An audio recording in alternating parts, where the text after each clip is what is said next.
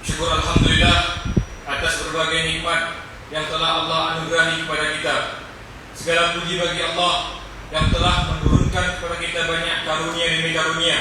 Di antara karunia yang Allah Subhanahu wa taala berikan kepada kita, yaitu kita masuk di awal tahun Hijriah di bulan Muharram. Dan subhanallah, Allah Subhanahu wa taala menjadikan awal tahun Hijriah itu adalah bulan haram dan menjadikan akhir tahun Hijriah itu pun bulan haram. Tahun Hijriah diawali dengan bulan Muharram dan diakhiri dengan bulan Dzulhijjah. Keduanya adalah bulan haram. Seakan memberikan kepada kita sebuah isyarat agar memulai tahun dengan kebaikan dan mengakhiri tahun pun dengan kebaikan. Hadirin jamaah Jumat yang dirahmati Allah Subhanahu wa taala. Alhamdulillah pada hari ini kita masih diberikan kesempatan oleh Allah untuk melaksanakan ibadah salat Jumat secara berjamaah. Karenanya di atas mimbar ini Khatib mengajak diri Khatib dan jamaah sekalian untuk senantiasa bersyukur kepada Allah dan berusaha meningkatkan ketakwaan kepada Allah Subhanahu wa taala dengan cara melaksanakan semua kewajiban dengan segenap keteguhan hati dan kemantapan jiwa dan menjauhkan diri dari seluruh yang diharamkan dengan penuh ketabahan dan kesabaran. Jamaah sekalian kaum muslimin, sedang jamaah Jumat yang dirahmati Allah Subhanahu wa taala. Hari ini adalah hari Jumat. 76 tahun yang lalu, di hari yang sama, di tanggal yang berbeda, bangsa kita memproklamirkan kemerdekaannya pada hari Jumat 17 Agustus 1945 bertepatan dengan 9 Ramadan 1364 Hijriah. Jamaah sekalian, timbul pertanyaan di benak kita, kenapa founding parent bangsa kita memilih hari Jumat 17 Agustus 1945 9 Ramadan 1365 Hijriah sebagai tonggak dan momentum proklamasi kemerdekaan bangsa Indonesia? Jawaban Hatib, hal itu jamaah, karena para founding parent kita adalah orang-orang yang religius dan memegang nilai-nilai spiritual serta dekat dengan alim ulama. Ya jamaah, Hatib tidak menyebut pendiri bangsa kita sebagai founding father, tapi founding parent, karena ada peran perempuan juga dalam memperjuangkan dan mewujudkan kemerdekaan bangsa kita. Hadirin jamaah Jumat yang dirahmati Allah Subhanahu wa taala. Ada apa dengan hari Jumat? Mengapa founding parent kita memilih hari Jumat sebagai hari memproklamirkan kemerdekaan Indonesia? Jawabannya, karena hari Jumat adalah Sayyidul Ayyam, penghulu para hari. Hari Jumat ada waktu saat doa-doa diijabah oleh Allah di hari Jumat. Ada saat para hamba amat dekat dengan Rabb-Nya.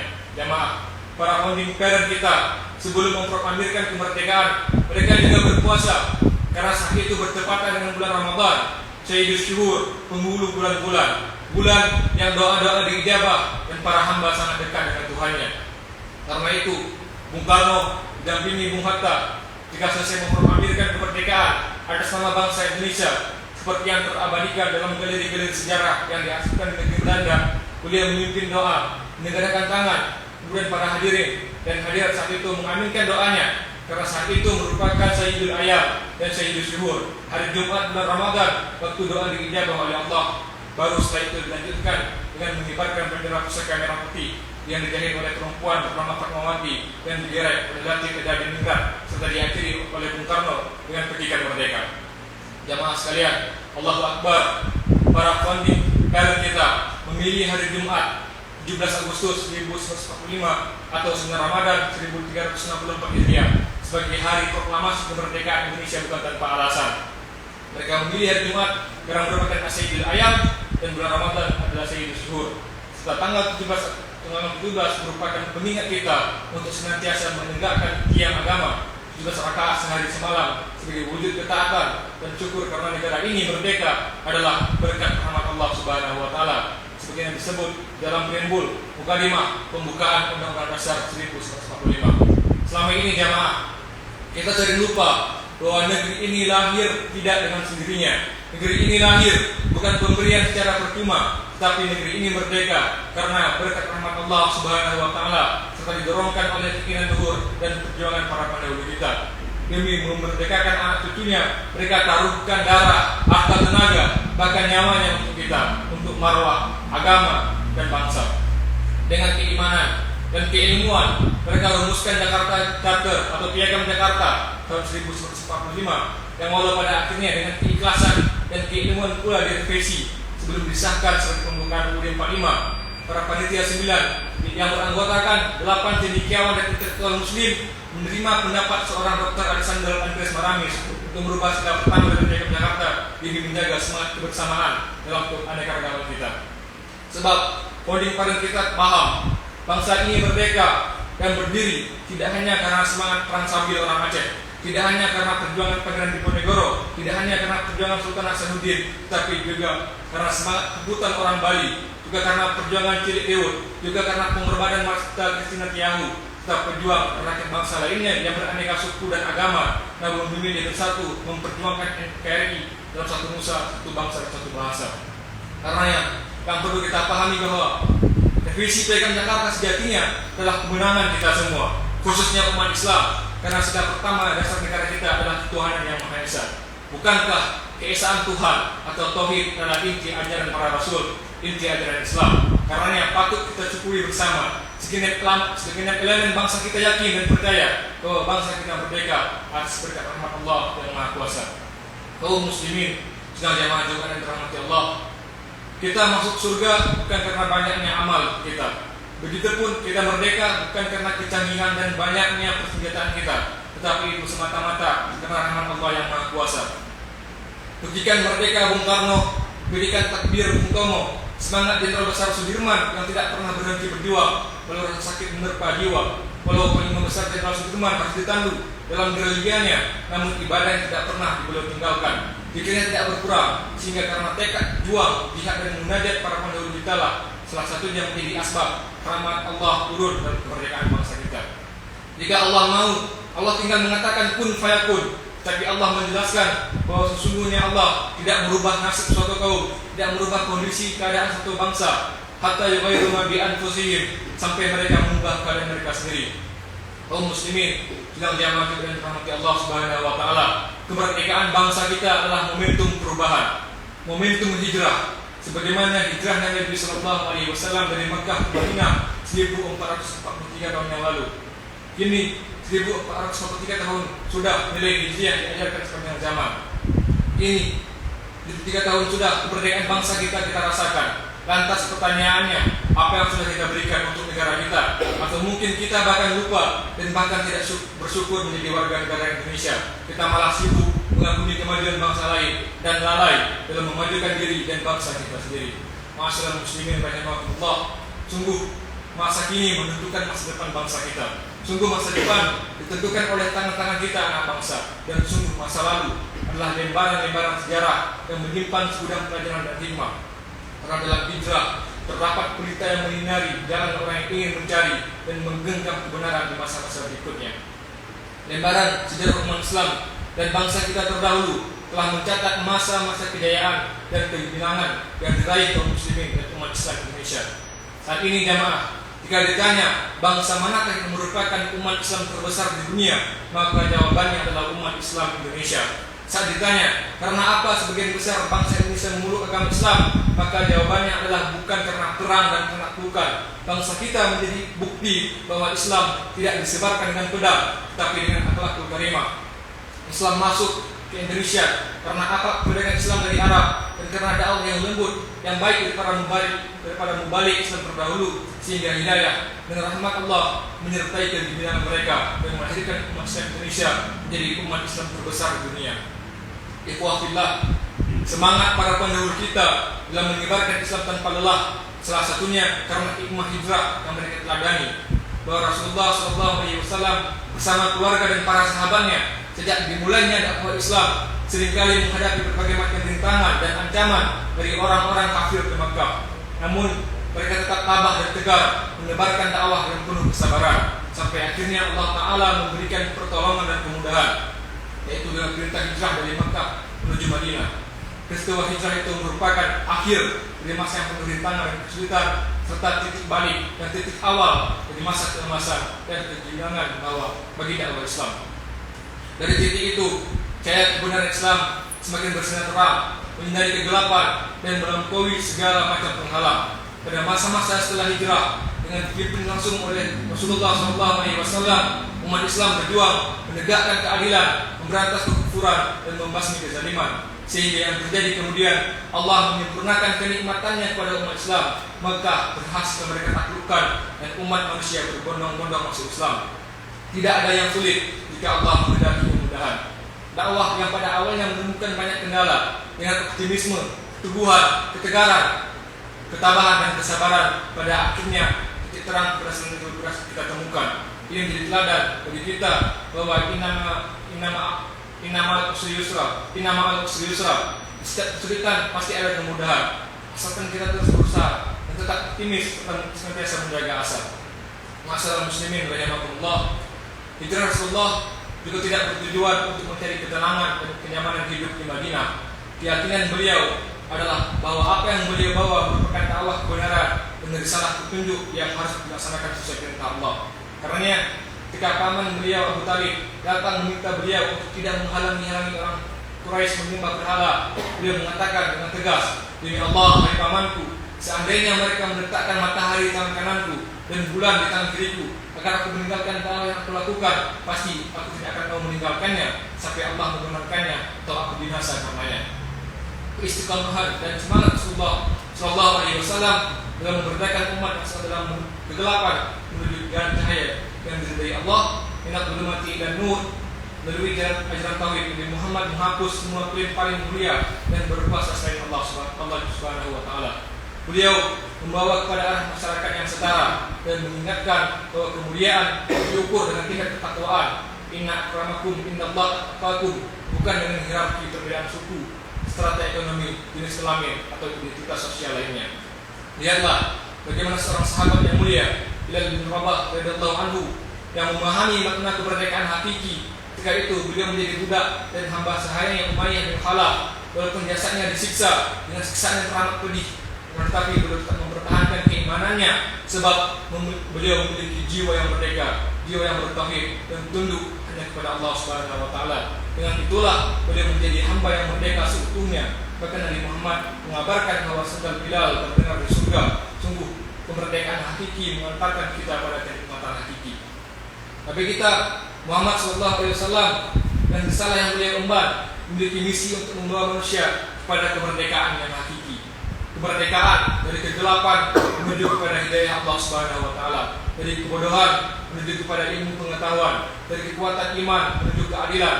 Kemerdekaan yang menjadi gerbang besar menuju kemenangan di dunia dan akhirat. Sebuah gerakan kemerdekaan yang dalam waktu singkat mengilhami seluruh penjuru bumi, bahkan menginspirasi Eropa untuk beranjak dari masa kegelapan kepada masa kemajuan. Dengan kekuatan ini pula, dua imperium besar, Persia dan Romawi, ditunjukkan di awal sejarah Islam. Dengan fakta ini tak berlebihan jika kita menyebut perjuangan Rasulullah Muhammad SAW sebagai perjuangan kemerdekaan yang luar biasa, sebuah ikhtiar bersungguh-sungguh membebaskan masyarakat dari merusak moral sistem masyarakat yang menindas saat itu.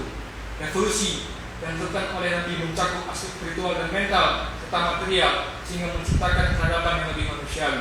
Rasulullah bukan cuma mengajak manusia untuk hanya tunduk dan menghamba kepada Allah, tapi juga melakukan konsekuensi dari ajaran tauhid ini, yakni bersikap pada seluruh makhluk Allah termasuk manusia dengan penuh kasih sayang. Sikap ini selaras dengan misi utama diutusnya baginda Nabi Muhammad SAW, "Wa ma arsalnaka illa rahmatan lil alamin." Dan tiadalah kami mengutusmu Muhammad melainkan untuk menjadi rahmat bagi semesta alam. Hadirin jamaah salat Jumat Alhamdulillah, setiap penindasan, penjajahan dan penyimpangan selalu menghendaki perjuangan total untuk melakukan perubahan. Para nabi terdahulu mendadankan itu semua, bukan saja dengan pengorbanan harta, tenaga dan pikiran, tapi bahkan di situ hilangnya nyawa. Nabi Ibrahim dilempari dalam api yang sedang berkobar. Nabi Musa menjadi buronan Fir'aun. Serta Nabi Muhammad berkali-kali mengalami percobaan pembunuhan dari musuh-musuh di berikutnya. Ini pula dilakukan oleh para ulama, para tokoh dan segenap bangsa lainnya dalam sejarah kemerdekaan Indonesia. Keringat dan darah rela mereka korbankan untuk membebaskan umat dari penindasan yang memang menjadi musuh setiap agama termasuk Islam. Hijrah bukanlah satu momen yang hanya berlaku sekali dan berhenti setelahnya, tapi hijrah adalah bergerak sepanjang hayat. Bukan seperti kaum Israel umat Nabi Musa yang setelah dimerdekakan, setelah diselamatkan Allah pada tanggal 10 Muharram dari kejaran Fir'aun, namun malah menyekutukan Allah setelahnya dengan menyembah patung anak sapi. Itu berarti mereka tidak sampai pada hakikat hijrah atau tidak total dalam berhijrah. Hijrah jamaah tidak hanya berupa hijrah makaniyah, yakni berpindah dari satu tempat ke tempat yang lain, tapi juga hijrah maknawiyah, yaitu mengubah diri dari yang buruk menjadi lebih baik demi mengharap keridhaan Allah Subhanahu wa taala, dari maksiat menuju ketaatan. Hijrah tidak boleh salah kaprah. Hijrah bukanlah tren atau mazhab, bukan milik sebagian kelompok, namun hijrah adalah keharusan milik semua insan untuk terus-menerus memperbaiki diri, memperbaiki cara berpikir, cara berucap, serta bersikap, sehingga dengan berhijrah kita bertekad bagaimana menjadi hamba yang baik menurut Allah. Meski saat ini kita tidak lagi dituntut berhijrah dari satu tempat ke tempat lain karena alasan musuh dan faktor yang membahayakan bagi diri dan agama, sejatinya kita dapat mengambil langkah hijrah secara maknawi. Dia berjuang untuk kondisi yang lebih baik, menjadi insan lebih baik, dan terus bergerak ke arah lebih baik, dengan berpindah dari keadaan yang semula buruk menjadi keadaan yang baik, dari kondisi yang sudah baik menjadi kondisi yang lebih baik. Itulah hijrah. Kaum muslimin, kita dapat berhormat Allah. Pada hari ini, Jumat 20 Agustus 2021, bertepatan dengan 11 Muharram 1443 Hijriah, Fatih bertanya kepada jamaah sekalian untuk dijawab dalam hatinya masing-masing. Sama 76 tahun kemerdekaan kita, apakah kita telah benar-benar meraih kemerdekaan yang hakiki? Apakah kita telah benar-benar hijrah maknawiyah? Jamaah umat Islam, kemerdekaan hakiki adalah ketika kita sudah mampu memerdekakan diri kita dari hawa nafsu. Kemerdekaan sejati adalah ketika kita telah mampu memerdekakan diri kita dari perangkap jahat setan yang tidak henti membuat kita dengan kebalikannya. Kemerdekaan yang sebenarnya adalah tatkala kita telah mampu memerdekakan hati kita dari penyakit-penyakit hati yang membinasakan. Kemerdekaan yang sesungguhnya bagi seorang pejabat adalah saat ia mampu memerdekakan dirinya dari mental korup. Pejabat yang korup dan memakan uang rakyat sejatinya ia terjajah dan belum merdeka. Terjajah oleh angan-angannya kekayaan dan status sosial yang tinggi akan melambungkan kebahagiaannya. Kemerdekaan yang hakiki bagi orang kaya adalah tatkala ia mampu memerdekakan hatinya dari penyakit sombong dan sikap merendahkan orang lain. Seorang pelajar dikatakan merdeka apabila ia mampu memerdekakan dirinya dari kemalasan dalam menuntut ilmu. Guru atau dosen yang merdeka adalah yang mampu memerdekakan dirinya dari niat lain selain mengabdi, mendidik dan mengkader. Seorang tetangga yang merdeka adalah apabila ia mampu memerdekakan hatinya dari virus iri dan tidak hasut kepada tetangganya. Dan begitulah seterusnya. Kemampuan melepaskan belenggu dan menghalangi kita dari berbuat baik, itulah kemerdekaan yang hakiki dan sesungguhnya. Itulah hijrah maknawiyah yang total dan beragama, berbangsa dan bernegara. Merdekalah negeriku dari palsu, merdekalah jiwaku dari nafsu, merdekalah aku dari halu, merdekalah kalbuku dari tipu, merdekalah rohku dari tiru. Barakallahu li wa lakum fil Qur'anil azim wa nafa'ani wa iyyakum bima fihi minal ayati wa dzikril hakim. Taqabbal minni wa minkum tilawatahu innahu huwal ghafurur rahim.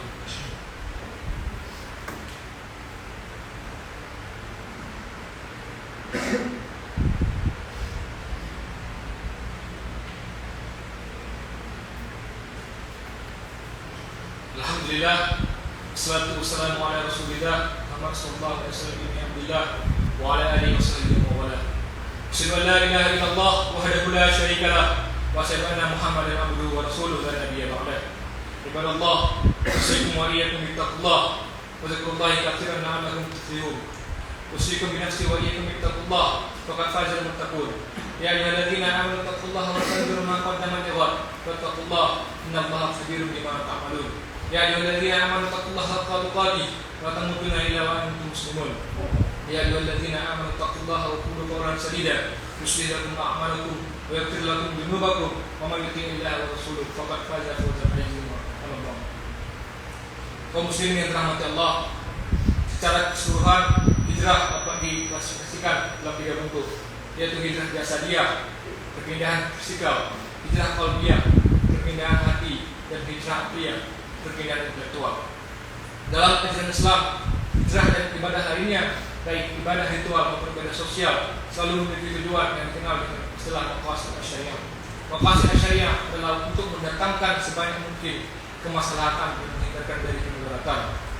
Namun, dalam merealisasikan maqasid tersebut dibutuhkan kemampuan untuk mengelompokkan tingkatan maqasidnya, dan tidak semua maqasid setingkat atau sederajat. Ada 3 tingkatan maqasid, yaitu daruriyah atau primer, hajiyah, sekunder, dan tahsiniyah atau tersier. 3 tingkatan itu harus dihirarki dan diperlukan.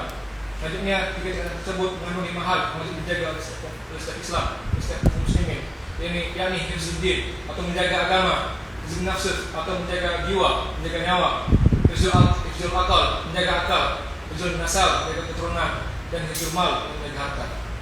Terkait dengan pandemi COVID-19, kewajiban untuk menjaga 5 hal di atas tetap harus dilakukan bagi seorang muslim.